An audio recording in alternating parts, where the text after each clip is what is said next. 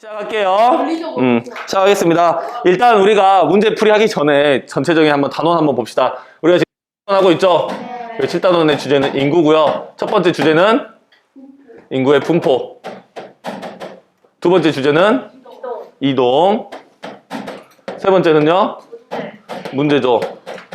그래서 인구의 분포, 인구의 이동, 인구의 문제, 이 세 가지 주제를 여러분들 잘 알고 계셔야 되고요. 그 다음에 인구 분포에서는요, 첫 번째 인구 분포의 요인을 배웠지. 그 요인을 바탕으로 전 세계 인구 분포, 그 다음에 우리나라 인구 분포, 이게 두 가지를 배웠고요. 그 다음에 인구 이동에서도 인구 이동의 유형, 인구 이동의 요인, 그 다음에 세계의 인구 이동과 우리나라의 인구 이동 배웠고요. 마지막으로 인구 문제에서는 전 세계의 인구 문제, 즉 세계 인구 문제. 세계를 우리는 양분합니다. 나라를 두 개로 나눌 때 어떻게 나눠? 잘 사는 선진국과 잘 살려고 노력하는 개발도상국, 개도국으로 나눴죠. 그래서 전 세계의 인구 문제를 배웠고요. 그 다음에 우리나라 인구 문제 있어 없어? 우리나라 인구 문제 안 배웠어요. 왜냐? 과거에는 개도국 거 문제 그대로 적용하면 되고요. 현대에는 뭐? 선진국 거 적용하면 되니까 따로 안 배웠고 우리나라의 인구 정책을 우리가 이야기했었죠. 기억나시죠? 네, 이제 그거 생각하면서 한번 들어가도록 하겠습니다. 일단 첫 번째는 서술형 문제예요. 여러분들 서술형 문제. 오늘날 개발도상국에서 선진국으로 이동하는 사람들의 주된 이유를 서술하고요. 그 다음에 인구 이동이 개발도상국과 선진국이 얻는 장단점을 이야기하라고 했습니다. 그래서 우리 그 문제 있었잖아. 개도국이 있고요. 선진국이 있고요. 장점과 단점. 이거 물어보는 거였죠. 그래서 물론 수업 시간에는 선진국 개도국으로 썼었죠. 그래서 강력한 흐름은 개도국에서 선진국으로의 흐름이다. 이 원인이 뭐야? 이유. 돈을 벌려고. 그걸 우리 좀 더 있어 보이는 말로 하면 경제적 원인이라고 봤습니다. 전 세계의 가장 큰 이동 원인은 뭐야? 경제적 원인이야. 그거 말고 뭐 정치적 또는 종교적 또는 환경적 이런 것들은 좀 미비한 흐름이고요. 전 세계 가장 강력한 이동 흐름은 경제적 원인이다. 그래서 이런 이동을 했을 때 선진국이 얻을 수 있는 장점, 선진국이 얻을 단점을 이야기했었죠. 선진국이 얻는 장점은 뭐야? 그렇죠. 저임금 노동력 확보, 그 다음에 3D 산업 노동력 확보 이런 것들이 있었죠. 단점은요? 문화적 갈등 이런 것들이 있다란 말이야. 우리나라에도 현재 이런 문화적 갈등이 보이기 시작합니다. 우리나라에 이제 이슬람을 믿는 무슬림들이 많이 늘어나고 있어요. 외국에서 들어온 사람들이. 그 사람들이 뭘 요구하고 있냐? 자신들을 위한 기도할 수 있는 방 또는 사원을 요구한단 말이야. 모스크. 그거를 이제 여기다가 그렇지. 여러분들 표정 이미 말하고 있잖아. 뭐야? 라고 하는 것처럼 그런 갈등이 생길 수 있다는 거야. 거기에 플러스 할랄 푸드를 요구합니다. 할랄. 즉 이슬람 사람들이 먹을 수 있는 음식들. 고기도 그냥 도축된 거 말고 이슬람 율법에 맞게끔 도축된 고기. 이런 할랄 인증이라고 불러요. 그런 것들을 요구하기 시작하는 거야. 나한테 뭐라고 하지 마세요. 나는 소개하는 거잖아요. 그런 것처럼 문화적인 갈등이 생길 수 있다는 거지. 원래 주된 구성원들은 무슨 생각을 할까? 그럴 거면 니네 나라로 돌아가. 하지만 온 사람들은 야 나도 여기 사회 구성원이잖아 라고 하는 것처럼 문화적 갈등이 생길 수 있다는 거. 넘어갑니다. 개도국이 얻는 장점은 뭐야? 외화 유입, 실업률 감소. 결국 근본적으로 경제 활성화가 된다라는 거지. 근데 많은 친구들이 작년에 여러분들 선배들이 여기다 뭘 썼냐? 소득 증가를 썼습니다. 이거 맞아? 왜 아니야? 그렇죠. 내가 물어본 건 뭐야? 나라가 얻는 장점과 단점인데 소득이 증가하는 것은 개인이 얻는 장점이잖아. 그래서 요 소득은 아니다라는 거 알아두십시오. 단점은 뭐죠? 고급 인력이 유출돼 버려. 미국에서 교수시켜준대. 돌아옵니까?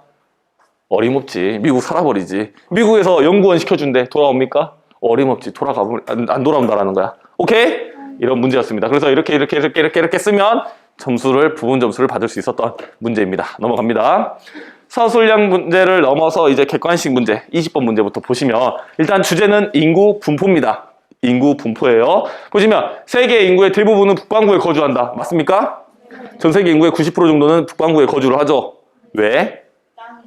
그죠? 인간이 거주할 수 있는 대륙, 육지가 훨씬 더 많기 때문에. 두 번째로 남반구에는 땅이 없습니까? 상대적으로 적죠. 있는 땅들도 사막같이 많이 인간이 거주하기 불리한 지역이 많기 때문에 전 세계 인구는 대부분 북반구에 거주하고 있고요. 현대에는 기후, 지형 등 자연적 요인이 인구 분포에 많은 영향을 미친다.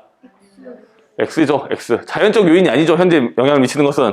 과거에는 자연적 요인이 훨씬 더 많은 영향을 미쳤습니다. 그래서 우리나라도 과거에는, 즉 교과서 125페이지에 있는 지도를 보시면 1940년도에는 남서부 지역의 인구가 되어 있습니다. 이유가 뭐야? 농사를 짓기 유리한 평야, 그리고 온화한 기후. 북동부에는 인구가 적게 거주하고 있습니다. 왜? 날씨가 상대적으로 서늘하고요. 산지 지형이기 때문에 이런 것들이 자연적 요인이 인구 분포에 많은 영향을 미쳤다는 말이야. 하지만 현대 사회는 이런 자연적 요인이 많은 영향을 미칩니까? 아니죠. 현대에는 뭐가 더 영향을 많이 미쳐? 그렇지. 인문적 요인. 그것도 이제 경제적인 게 정말 많이 차지합니다. 나 돈만 많이 주면 알래스카 가서도 살 수가 있습니다. 어디든 갈 준비가 되어 있어. 나는 어디든 갈 수 있어. 그런 것처럼 산지건 뭐건 그런 것보다 뭐가 더 중요하던 거야? 인문적 요인이. 그래서 2015년도에 우리나라 지도를 보시면 수도권과 남도 임해 공업지역의 분포가 밀집되어 있는 거죠. 근데 이것도 조금 다시 바뀌어야 된다겠죠. 현대 사회에서 이제 10년간의 이제 남도 임해 공업지역은 상당히 쇠퇴했고요. 이제 어디 원탑이야? 수도권 이제 집중 현상이 엄청나게 강력해지고 있다는 겁니다. 그래서 정답은 이거 X니까 얘도 1점 또 받아가는 겁니다. 인간의 거주 지역은 확대되어 가고 있습니까? 아니요. 확대돼 가고 있잖아. 과거의 자연적 환경은요, 우리가 극복할 수 없이 수긍해야 되는, 우리가 거기에 순응해서 살아가야 될 존재였다고 하면 현대에는 그게 극복이 가능하지? 어떻게 극복할 수 있어? 과학기술의 발달. 그렇지. 밥 더우면 뭐 하면 돼? 에어컨. 추우면? 히터. 이게 지금 얼마 안 되는 기간이잖아. 아무것도 안 틀고 있는 우리가 이렇게 있을 수 있는 기간이. 너네 다음 주면 이제 뭐 틀어달라 그래? 에어컨. 너네 저번 주에 뭐 틀고 있었어? 얼마 안 되는 기간이야 이게. 그래서 자연환경을 극복할 수 있다는 거야. 그래서 인간의 거주 지역은 점점 확대되어 가고 있습니다. 과거에는 살지 못했던 지역들, 뭐 알래스카, 앵커리지 이런 데서도 사람이 살잖아. 돈이 되니까. 오케이? 그 다음에 경제, 산업 등이 발달한 지역은 그렇지 않은 지역보다 인구 밀도가 낮을 수 없다. 이게 만약에 내가 낸 문제가 아니었으면 나는 이 지문을 보고 엄청나게 비난을 했을 겁니다. 비판하고요. 말이 이상하잖아. 그죠? 내 일부러 이렇게 내는 거야. 봐봐. 경제, 산업 등이 발달한 지역은 즉 다시 말하면 선진국 지역입니다. 그렇지 않은 지역, 즉 개발도상국입니다. 인구 밀도가 낮을 수도 있고 높을 수도 있다는 거지. 그래서 이제 쉽게 보시라고 이렇게 낸 거지. 말이 이상하잖아. 그죠? 그래서 넘어가도록 하겠습니다. 정답은 3번이 되겠죠. 4번이 되겠죠. 3점. 네, 정답 맞추자는 건 아니니까. 넘어갑니다. 21번이에요. 또 인구 분포에 대한 문제입니다. 보미가 이야기합니다. 1960년대 산업화가 이루어지면서 우리나라의 인구 분포는 변화했다. 맞죠? 뭐에가 영향을 미쳐 또 산업화가 되면서 이제 어디로? 도시로. 이걸 우리 뭐라 불러? 네 글자로. 이촌양도 현상에 의해서 과거 남서부 지역에 밀집되어 있던 인구는 어디로 가버려? 수도권. 남도인의 공업지역. 북동부가 왜 나옵니까? 북동부는 잊어주세요. 그래서 수도권과 도시들로 향해 가면서 인구 분포는 변화하였습니다. 산업화 이전에는 평야가 발달한 북동부 지역? 진짜 문제 구질구질하게 내놨다. 그죠? 평야가 발달한 남서부 지역이겠죠. 북동부 지역은 산지 지형에 의해서 인구가 희박한 지역으로 보시면 됩니다. 현재 인구 분포는 촌락의 인구가 도시로 이동하는 이촌양도 현상에 영향을 받은 결과 맞죠. 그러니까 우리 봐봐. 선생님 고향은 광주야. 근데 우리 아빠 고향도 광주야. 근데 우리 할아버지 고향은 광주가 아니야. 3대가 우리 할아버지 고향도 우리 아빠 고향도 광주다. 보기 드문 광주 토박이라고 했었죠. 보기 드문 광주 토박이. 다 뭐야? 지금 다 고향 광주가 아니잖아. 다 어디서 왔어? 물어보면 장성, 담양, 나주, 장흥, 강진 아주 많아. 다 뭐 한 거야 우리? 이촌양도 하신 거지. 우리는 결과가 뭐야? 우리는 이촌양도의 결과물인 거지. 여러분들 고향 다 광주잖아. 거의 다. 오케이? 그래서 넘어가고요. 현재 우리나라의 인구 분포는 수도권과 남도 임해 공업지역에 밀집되어 있다. 맞는 말이죠? 넘어가도록 할게요. 22문제입니다. 선생님 이거 작년에 냈을 때 회심에 한 3시간 쓴 것 같아요. 고증하면서 뭔가 체크하면서 했던 것 같은데 한번 읽어보겠습니다. 이 블라디미르는 16살에 우즈베키스탄에서 태어난 우즈베키스탄 국적의 고려인으로 현재는 광주, 광산구, 월곡동 고려인 마을에서 살고 있습니다. 이 블라디미르는 2020년 가족들과 함께 한국에 입국했고요. 블라디미르 가족이 한국으로의 이주는 아버지의 친구 최빅토르의 영향이 컸습니다. 빅토르는요 2011년에 한국에 들어와서 식당을 열었습니다. 근데 그 식당이 장사가 너무 잘 돼. 그러니까 이 빅토르가 블라디미르 아버지에게, 이 친구인 블라디미르 아버지에게 이야기를 합니다. 야, 너 나랑 함께 여기서 일 같이 해볼래? 라고 하면서 아버지에게 이야기를 하죠. 그 아버지는 고민을 합니다. 고민하는데 우즈벡에 있는 것보다 훨씬 더 뭐가 돼? 돈이 많이 되는 한국으로 떠나기로 결정을 하죠. 그래서 현재 아버지는 최빅토르의 식당에서 근무 중입니다. 오케이? 한편 블라디미르의 증조 할아버지, 즉 아버지의 할아버지가 연해주로 넘어간 고려인 1세입니다. 광주에 거주하셨던 블라디미르의 증조 할아버지는요, 젊은 시절에 더 나은 미래를 위해 연해주로 이주를 했고요. 1930년대 스탈린에 의해 중앙아시아로 원치 않는 이주를 하게 됐다는 겁니다. 2020년 블라디미르는 증조 할아버지의 고향 대한민국으로 다시 돌아왔고요. 20살이 되면 한국 국적을 취득해서 어엿한 대한민국인으로 거주하는 걸 꿈꾸고 있습니다. 오케이? 자, 문제 한번 볼게요. 우즈베키스탄에서 한국으로 이주한 것은 국제이동 맞습니까?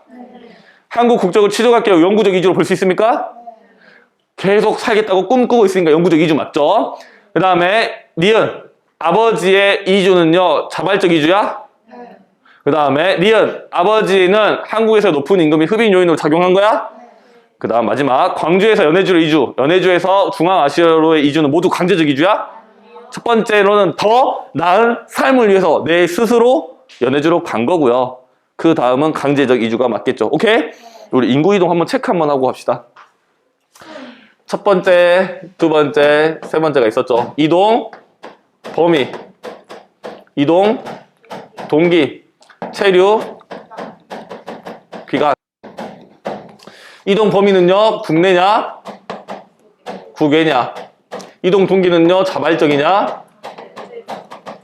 강제적이냐. 체류 기간은요, 일시적이냐, 영구적이냐.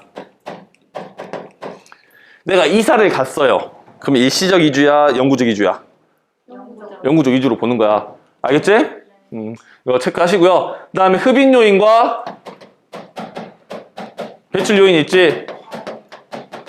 흡인은 끌어들이는, 그 지역으로 끌어들이는 요인입니다. 높은 임금, 많은 일자리, 또 쾌적한 환경, 안정된 정치, 이런 것들이 있고요. 배출 요인은 그 반대를 보시면 되겠죠.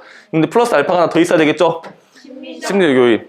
봐봐, 내가 다른 반 가서 물어봤어요. 이 학교 지금 만족스럽냐? 싫대. 왜 그럼 전학까지 안 갔어? 못 갔으니까요. 그럼 내가 지금 당장 너 전학 보내줄게. 그럼 갈래? 아니요. 라고 합니다. 왜 안 간다라고 했을까? 친구가 없는 거지, 이제 가면. 그러니까 이런 심리적 요인도 크다라는 거지. 그 플러스 알파를 하나를 더 보면 이제 이주 장벽이라는 게 있어요. 이주 장벽. 내 마음대로 이주할 수는 없죠. 내가 내일 일어나가지고 갑자기 나는 미국 아메리카 드림을 꿈꿔서 미국으로 이주를 해. 가능합니까?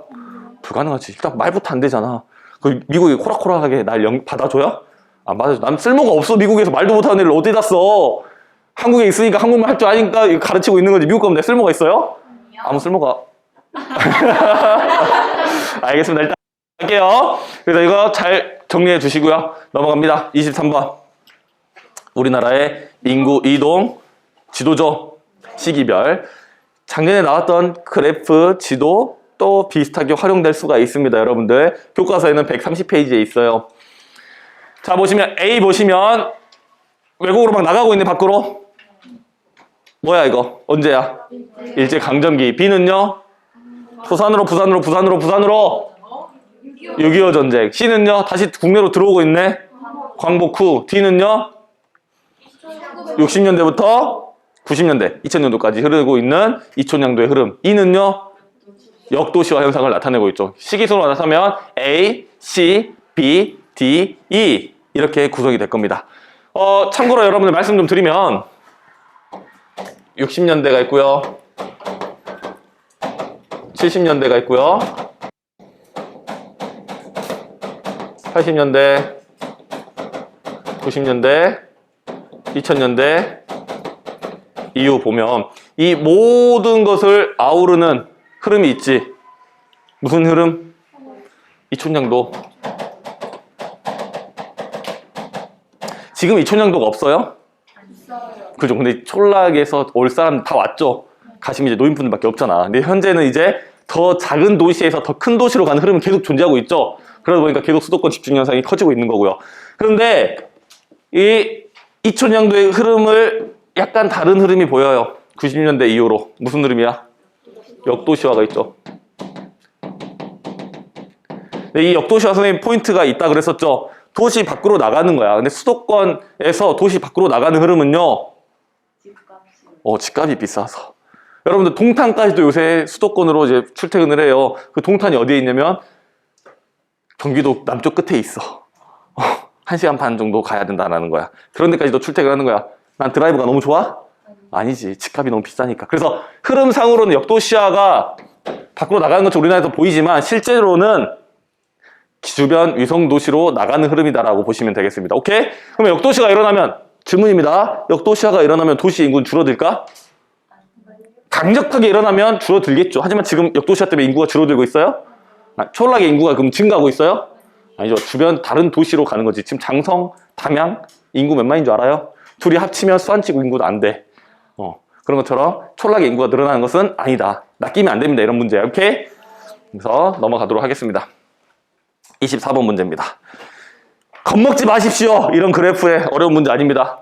자, 보시면 여기는 1인당 GDP라고 되어 있고요. 이거는 합계 출산율로 되어 있습니다. 1인당 GDP가 높다는 것은 세계를 양분했을 때 어떤 나라라는 거야? 잘 사는 나라. 그걸 뭐라 불러?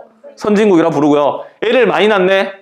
애를 많이 낳는데 1인당 GDP 낮아. 이걸 뭐라 불러? 개발도상국이라고 부르는 겁니다. 즉 이렇게 그래프를 주고 너네 개도국이랑 선진국 찾아낼 수 있니가 일단 1차 관문이야. 1차 관문. 그 다음에 그거에 대해서 너네 설명할 수 있니가 2차 관문인 거고요. 자, 보겠습니다. 가는 개도국, 나는 선진국 맞니? 네. 맞고요. 개도국은 빈곤과 기아 문제를 겪을 가능성이 높죠? 네. 산업화 등으로 인구 부양률을 높이는 방법이 있죠? 네. 인구 부양률을 높이는 방법은 산업화도 있었고요. 농업에 기계화도 있었다는 거 기억나시죠? 네. 세 번째 보시면 가는 도시의 인구의 증가로 주택 부족, 환경 오염, 교통 혼잡 등의 문제를 겪을 가능성이 개도국이 이런 문제를 겪을 가능성이 낮아요. 개도국은 강력한 이촌양도를 겪어 도시로 갑자기 인구가 증가한단 말이야. 그러니까 도시 문제를 겪을 가능성이 있죠. 그 다음에 선진국은 저출산으로 인해 출산 장려 정책 시행하고 있을 가능성이 높고요. 선진국은요 노년 부양비보다 유소년 부양비가 높을 가능성이 낮죠. 왜냐? 출산율은 낮고요. 노인 인구는 늘어납니다. 그러면 노년 부양비가 더 늘어날 확률이 높지. 여러분들 노년층은 몇 살부터야? 65세 이상. 청장년층은 몇 살부터야? 15세부터 64세. 유소년층은 몇 살? 0세부터 14세. 이걸 머릿속에 담아두시고 다음 걸 보시면 인구 피라미드가 나옵니다. 어질어질하시죠 여러분들? 여러분들 작년에 시험 봤으면 어때요? 잘 볼 수 있을 자신 있어? 어떡하지? 아니요, 더 어렵진 않아요. 여러분들. 그래서 보여드리는 거예요. 여러분들이 실력이 너무 출중해서. 무슨 느낌인지 아시겠죠? 네. 이거 시험장에서 봤으면 나를 죽이지 말고요. 질문 있어요? 문 여는 순간 여러분들 나에게 침 뱉었을 수도 있겠죠? 그래서 한번 다시 보겠습니다. 인구 피라미드입니다. 인구 피라미드는 한 사회의 인구 구성, 나이별, 연도별 구성을 하는 거야. 즉, 5살 단위로 끊어가지고 이 사회의 인구 구성이 어떻게 되어 있냐를 나타내는 겁니다. 가랑 나랑 한눈에 비교할 수가 있죠. 가는 노년층 인구 비율이 높은 게 두드러지고요. 나는 유소년층 인구가 많은 게 두드러집니다. 그러면 세계를 양분했을 때 특정 어느 나라라는 걸 알면 여러분들은 지리 덕후야. 나도 몰라. 나도 몰라. 지리 덕후야. 근데 이걸 봤을 때 세계를 양분했을 때 뭐랑 나온댔지? 선진국과 개도국. 그러면 가는 어디 있니? 나는요? 개도. 그렇게 접근하시는 겁니다. 알겠죠? 그럼 보겠습니다. 75세 이상의 연령의 성비는 100보다 크다. 간지 난지부터 몰라도 돼. 성비 나왔어. 100보다 크다. 100보다 크다는 거는 여자가 많아, 남자가 많아? 100보다 크다라고 하면 여자가 많은 거야, 남자가 많은 거야? 여러분들 다 봐봐. 성비는요, 여자 100명당 남자의 수. 그러면 110이라고 하면 여자가 100명 있어, 남자가 110명 있어. 그럼 남자가 많다라는 거지. 남초라고 불러, 이거를. 여자가 많으면 여초라고 불러. 근데 이 간지 난지 볼 필요도 없어. 75세 이상의 연령의 성비가 100보다 크다? 이런 사이는 거의 존재하지 않습니다. 여러분들이 더 오래 살아. 여러분들이 나보다 뿐만 아니라 여러분들 옆에 있는 친구들보다도 한 7년 정도는 더 오래 산단 말이야. 그래서 어느 사회를 보더라도 노년층으로 가면 여성의 성비가 훨씬 더 낮아지게 되는 거지. 그러니까 즉 성비가 낮아지게 되는 거야. 숫자가 낮아야 여자가 많은 거잖아. 이해되시죠? 나는 가보다 출생률과 상반율이 높을까? 개도국이 선진국보다 출생률과 상반율이 높을까? 맞지. 여러분 내 말에서 뉘앙스에서 답을 찾지 마. 여러분 생각을 하고 답을 하란 말이야. 출생률과 상반율이 높은 거 맞죠? A는 노년층 7% 넘으면 고령화 사회, 14% 넘으면 고령 사회, 20% 넘으면 초고령 사회 맞고요. 청장년층의 비율이 높을수록 총 부양비는 낮게 나타나는 게 당연하죠. B분의 A, 즉 청장년층분의 노년층은요, 노년 부양비. B분의 C, 청장년층분의 유소년은 유소년 부양비를 이야기합니다. 즉 A 플러스 C가 작아지면 B는 커지겠죠. 즉 분모가 더 커지니까 분자는 자연스럽게 더 낮아지는 현상이 나타나겠죠. 계산할 필요는 따로 없습니다. C는 유소년층으로 B분의 C는 유소년 부양비 맞고요. 넘어가겠습니다. 26번입니다. 여러분들 잠깐 여기다가 보시면 여기다는 표만 있습니다. 포스터는 없어요. 70년대는 뭘 물어봐? 어떤 걸 이야기를 해? 포스터 여러분들 외우더라 그랬잖아 내가 이거. 잠시만요. 그리진 않았을 거야. 뭐 설마 그 포스터에 그리진 않겠죠 거기다가. 70년대에는요 아들 딸 구별 말고 둘만 낳아 잘 살자는 거야. 출산 억제죠. 80년대는요 삼천리는 초만원 그런 거 이야기했었죠. 이것도 출산 억제. 90년대는요 정지? 이제 양성 평등을 이야기하면서 남성 아이들만 낳으려고 하지 말아라. 남아선호 사상을 멈춰주세요. 여기도 남아선호를 멈춰주세요라고 하죠. 2000년대는 애들 좀 낳아주십시오 국민 여러분 하면서 출산을 장려하고 있죠.